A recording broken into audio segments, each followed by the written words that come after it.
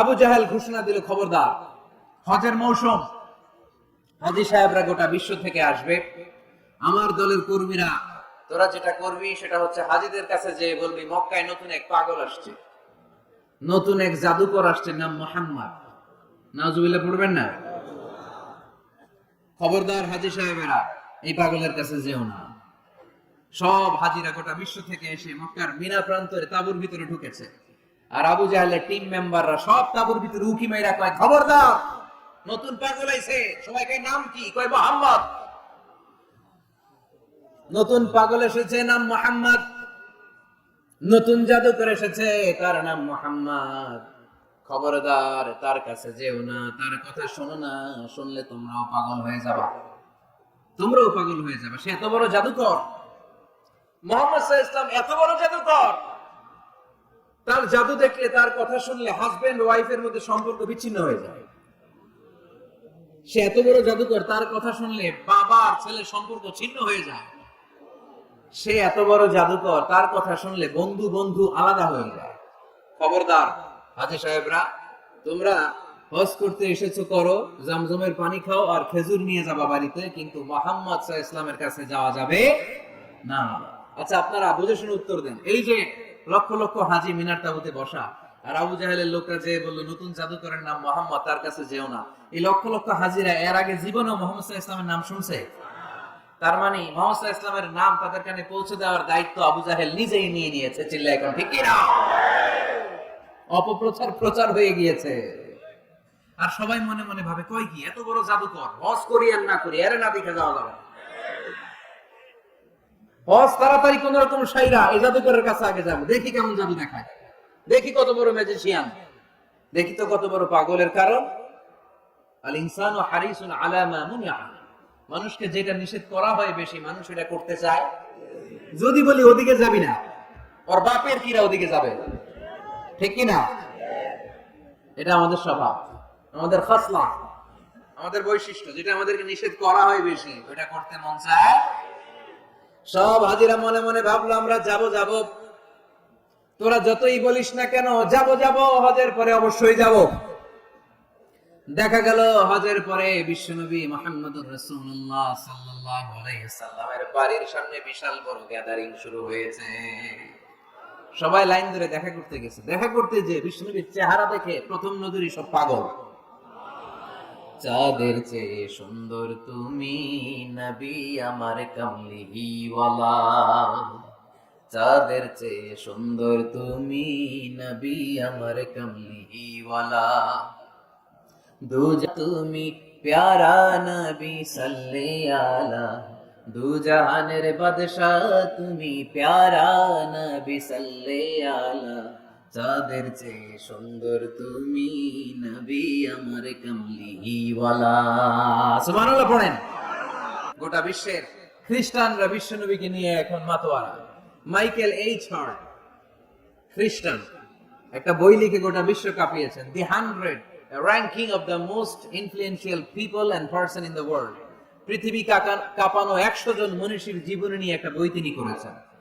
100 জন মনীষীর জীবনের মধ্যে যাকে নাম্বার 1 তিনি করেছেন, তিনি হচ্ছেন আমার নবী, আপনার নবী, প্রিয় নবী, বিশ্বনবী মুহাম্মদুর রাসূলুল্লাহ সাল্লাল্লাহু আলাইহি ওয়াসাল্লামের। মাইকেল এইচ হার্ট কি মুসলমান? সে একজন খ্রিস্টান। তার মানে ওয়া রাফা'না লাকা যিকরাক, বিশ্বনবীর সম্মান শুধু আমাদের মুখ দিয়ে প্রচারিত হয় না, ইহুদি খ্রিস্টান বৌদ্ধদের মাধ্যমেও বিশ্বনবীর সম্মানকে বাড়িয়ে দিচ্ছে কে? I have studied him, the wonderful man, in my opinion, far from being antichrist, and he must be called the savior of humanity. খ্রিস্টানরা বলছে, আমরা এই মুহাম্মদের জীবনী গবেষণা করে পড়েছি, তাকে খ্রিস্টান বিরোধী বলা তো দূরের কথা, তাকে মানবতার ত্রাণকর্তা বলতে হবে। তিনি গোটা বিশ্বের জন্য সুপারম্যান হয়ে পৃথিবীতে এসেছে। As a father, as a teacher, as a lawgiver, as a lawmaker, Muhammad is the superman of the world. স্বামী হিসেবে, পিতা হিসেবে, নেতা হিসেবে, নবী হিসেবে মুহাম্মদ সাল্লাল্লাহু আলাইহি ওয়াসাল্লাম সাধারণ কোনো মানুষ নয়, তিনি গোটা বিশ্বের জন্য সুপারম্যান হয়ে পৃথিবীতে আগমন করেছে। ওয়া রাফা'না লাকা যিকরাক, নবী দুশ্চিন্তা করবেন না, টেনশন করবেন না, আমি আপনার সম্মানকে বাড়িয়ে দেব। এই তিনটা নিয়ামতের বর্ণনা সূরা ইনশিরাহের ভিতরে বর্ণনা করলেন কে?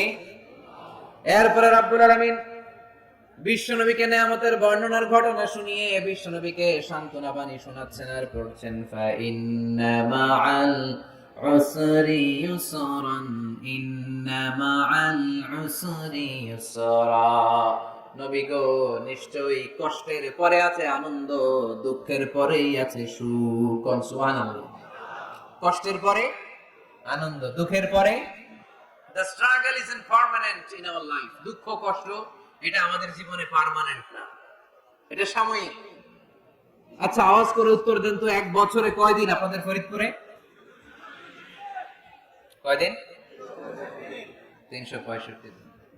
গত 365 দিনে না খেয়েছিলেন কয়দিন?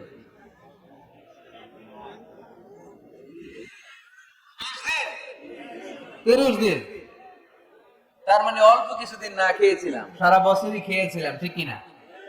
আচ্ছা, তো 365 দিনে অসুস্থ ছিলেন কয়দিন?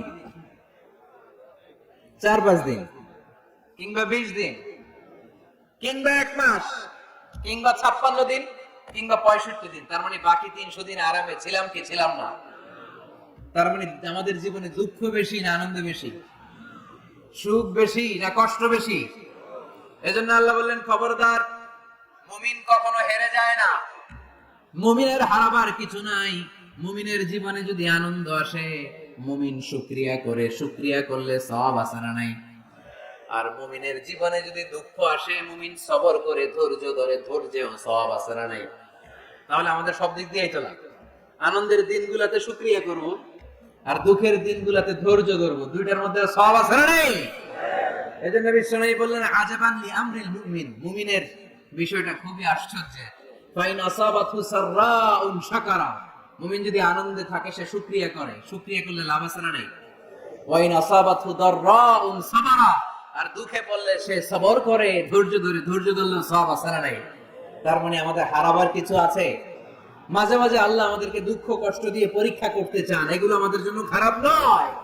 এই দুঃখ কষ্ট বিপদ আমাদের কোমরকে সোজা করে, আমাদের পায়ের মাটিকে শক্ত করে। চিল্লায় বলেন ঠিক কিনা? প্রতিকূল পরিবেশে কিভাবে বাঁচতে হয় এই দুঃখ কষ্ট আমাদেরকে শেখায়।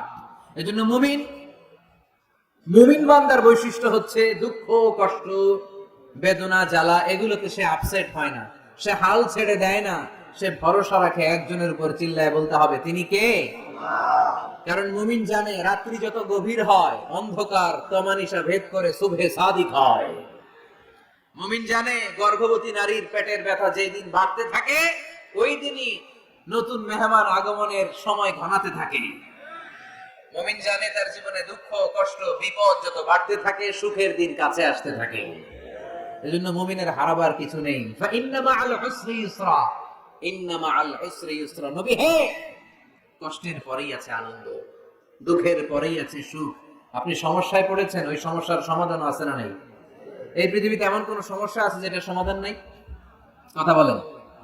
সমস্যা তৈরি করেছে কে? আবার সমাধানও দিয়েছে কে? আল্লাহ doesn't create a lock without its key.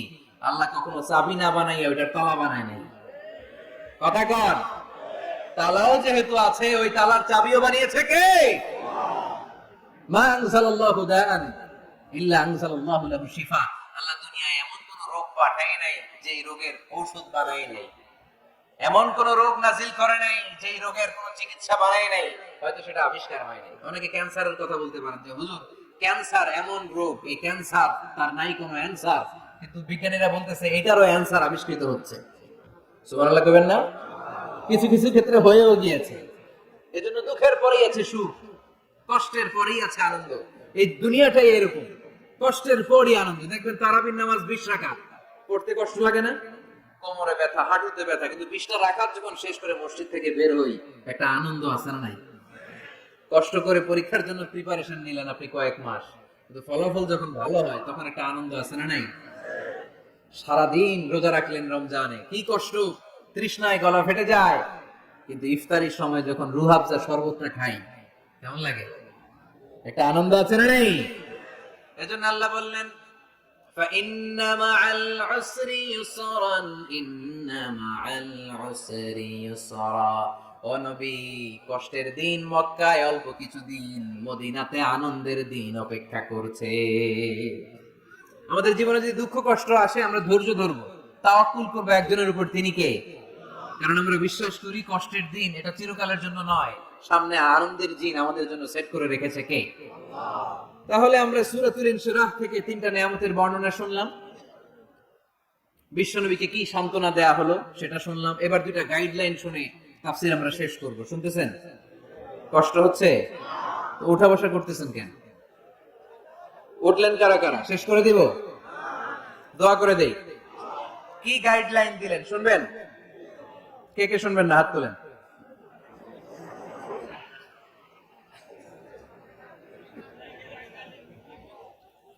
কষ্ট হইতেছে? গরম লাগতেছে না? আমিও ঘামতেছি আপনাদের সাথে সাথে, অনেক গ্যাদারিং হয়ে গেছে। আসেন আল্লাহর নামে 3টা তাকবীর দেই, তারপর কোন 2টা গাইডলাইন তিনি বিশ্বনবীকে দিলেন ওই নির্দেশনা বাণীটুকু শুনে আজকে আমরা বিদায় নেব। আওয়াজ করে পড়তে হবে লিল্লাহে তাকবীর, লিল্লাহে তাকবীর, লিল্লাহে তাকবীর। গাইডলাইন নাম্বার 1, ফাইদা ফারাগতা ফানসাব। নবী আপনি যখন অবসর হন আপনি ইবাদতে মশগুল হন। ফানসাব ফিল ইবাদা, তাফসীর ইবনে কাসিরে এসেছে আপনি ইবাদতে মশগুল হন যখন আপনি অবসর পান। অবসর আল্লাহর দেয়া বড় নিয়ামত, এটা বিশ্বাস করেন? অবসর কিন্তু নিয়ামত। আমরা অনেকেই অবসর সময়কে কাজে লাগাই না, কিন্তু অবসর চলে যাওয়ার পরে যখন ব্যস্ত হয়ে পড়ি তখন বলি হায় রে অবসরটা যদি কাজে লাগাইতাম। পরীক্ষার পরে 3 মাস ছুটি ছিল, এই 3 মাস অবসরে যদি পড়তাম তাইলে তো আজকে ভার্সিটিতে চান্স পেয়ে যেতাম, ঠিক কি না? এজন্য বিশ্বনবীর আল্লাহ বললেন নবী فَإِذَا فَرَغْتَ فَانصَبْ وَإِلَى رَبِّكَ فَارْغَب। মাদানী জীবনে, মাক্কি জীবনে, দাওয়াতি কার্যক্রমের পরে, রাষ্ট্রীয় কার্যক্রমের পরে যখনই আপনি অবসর পাবেন তখনই আপনি ইবাদত করেন, তখনই বেশি বেশি আল্লাহর কাছে দোয়া করেন। দোয়াটা খুব শক্তিশালী, কিন্তু আমরা অনেকে জানি না কি করে দোয়া করতে হয়। সিনসিয়ার দোয়া ইজ লাইক এ মিসাইল। আপনারা প্রায় পত্রিকায় শুনবেন আমেরিকা অমুক দেশে মিসাইল হামলা করেছে, শুনছেন? মিসাইল হামলা এমন হামলা কত সেন্টিমিটার বেগে যে কোন জায়গায় অ্যাটাক করবে, যেখানে মারার কথা ওখানে পড়বে। ঠিক দোয়াটা হচ্ছে মিসাইলের মতো। আপনি যদি দোয়ার মতো দোয়া করতে জানেন ওই দোয়াটাও জায়গা মতো যে ভেদ করবে, চিল্লায় এখন ঠিক কিনা? কিন্তু আমরা দোয়া করতে জানি না, কি করে দোয়া করতে হয় এটা জানি না। বিশ্বনবীকে আল্লাহ বললেন নবী ফাইদা ফারাগতা ফানসাব, যখন আপনি অবসর হবেন তখন আপনি দোয়া করেন, আল্লাহর কাছে চান। বেশি বেশি চাইলে খুশি হয় কে? তার মানে প্রথম ঘোষণা হলো ফাইদা ফারাগতা ফানসাব। প্রথম নির্দেশনা হলো নবী যখনই আপনি অবসর পাবেন ইবাদত করবেন এবং দোয়া করবেন, বেশি বেশি আল্লাহর কাছে চাইবেন। 2 নাম্বার দিক নির্দেশনা হলো ইলা রাব্বিকা ফারগাব, সব সময় আপনি আপনার আল্লাহর দিকে মনোনিবেশ করবেন। বিপদে পড়লে ডাকবো কারে? আমাদের অসুস্থতাকে সুস্থতায় পরিণত করে দিতে পারে কে? চাকরির জন্য পাগল পাড়া, চাকরি নাই, চাকরির ব্যবস্থা করে দিতে পারে কে? বিদেশে যেতে মনে চায়, পাসপোর্ট দিয়ে রেখেছে, ভিসা নাই, ভিসা লাগাই দিতে পারে কে? কিন্তু আমরা দুঃখ কষ্ট বেদনা কিছু একটা হইলেই সবার আগে আল্লাহর শেয়ার করার আগে ফেসবুকে শেয়ার মেরে দিই। আসলে নাই? আপনাদের ফেসবুকে অ্যাকাউন্ট আছে নাকি? কার কার আছে দেখি?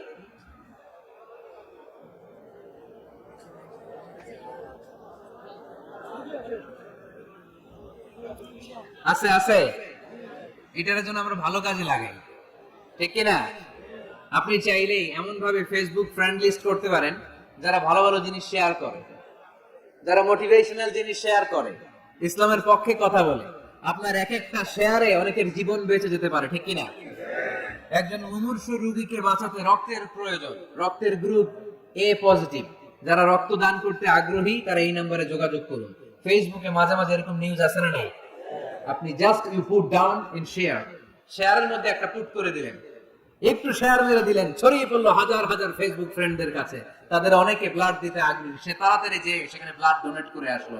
আপনার একটা শেয়ারের কারণে বেঁচে গেল অনেকগুলো প্রাণ, চিল্লা এখন ঠিক কিনা? রক্তদানের মতো শ্রেষ্ঠ ইবাদত হতে পারে?